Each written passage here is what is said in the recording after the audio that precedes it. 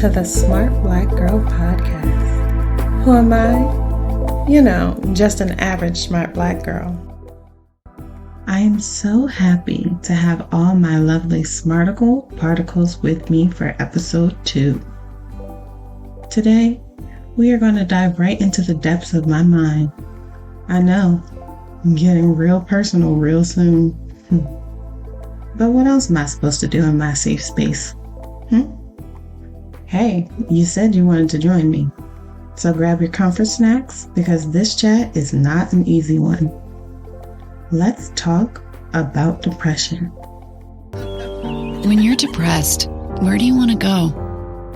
Nowhere. Who do you feel like seeing?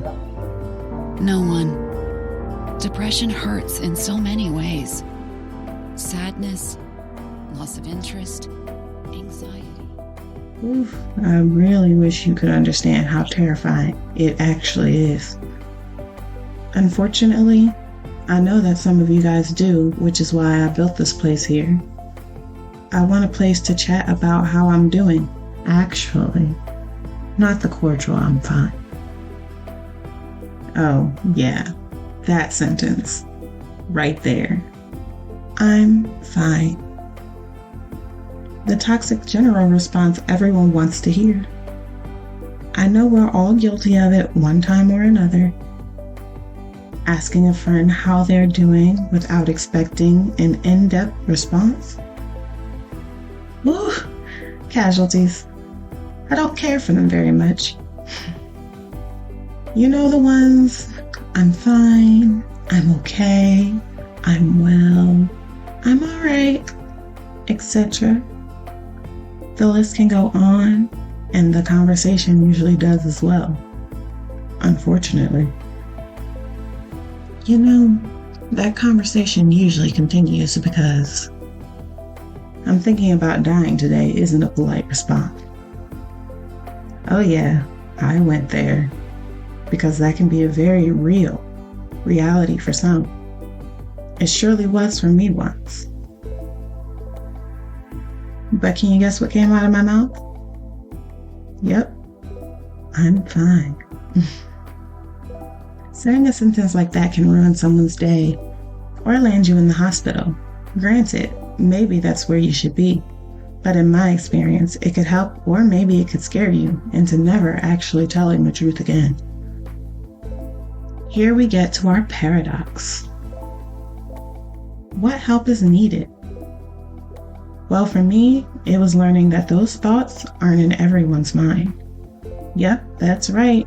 For the majority of my life, I believe that everyone contemplated death with comfort and weighed their options. It's not like a daily thought, unless you're in a bad space, you know. More casual, like, if I died today, what would happen? You write a bunch of scenarios in your mind and they don't look pretty. You feel crushed at the thought of your family crying or your friends missing you. You realize that was a silly thought and move on with your otherwise normal day. Yes, this is your normal.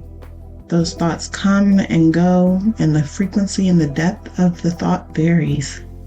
But it never crosses your mind that these thoughts aren't in everyone's mind. I mean, how could you live a life without having those kind of thoughts weave in and out? It must be usual, isn't it? When the thoughts become crushing, you blame yourself because everyone else seems to be managing fine.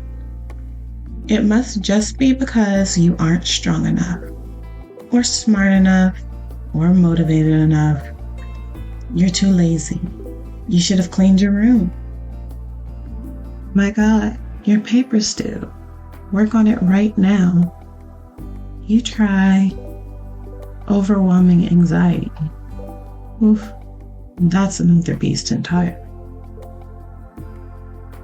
Don't worry, guys, these thoughts haven't been in my mind post 2014. Thank God for therapy and regulating medications. But I'm tired of hearing people talk about depression without telling you what it actually is. The real, not the vocabulary given to it, the emotional feeling behind it, and the thoughts that follow those feelings. But then again, people don't always know how they feel. Again, I'm guilty. Let's say you hurt your foot. It hurts for a while, you may curse or be pissed at the pain, but eventually you ignore it. That is until you move your foot again, and the pain shoots up your leg. It is the same thing for emotions. Most people feel a negative emotion and just ignore it until the physical feeling goes away. Temporarily, that is. Eventually, you are going to move that emotional foot, and the emotional pain is going to shoot back to the surface. So where does this leave us? I don't know really. Hopefully, with an acknowledgement of your pain, if you feel how I once felt, we can heal it together and just allow it to be without guilt or shame. I never did think I would explain my thoughts out loud with so much detail, but here we are. I think my next episode is going to be an anecdote that I wrote after leaving the hospital in 2014. Maybe it'll help someone see that I'm fine is not the only acceptable answer. Leave me a comment or visit me at smartblackgirl.us and shoot me an email. I should have a contact form on there somewhere. I'm still building. I would love to hear your stories if you want to share. It can be anonymous if you don't want to be identified. I just want to give you a space to breathe and not be fine. I know this conversation was a little deep, not so much expected for a Smart Black Girl podcast, but mental health is very real and very important. And people should always look for the help that they need. But first, you need to know what's wrong. And you need to know that something is wrong. So maybe me sharing my safe space and some thoughts from a long time ago will help you in your future. Talk to you soon, my lovely Smarticle Particles.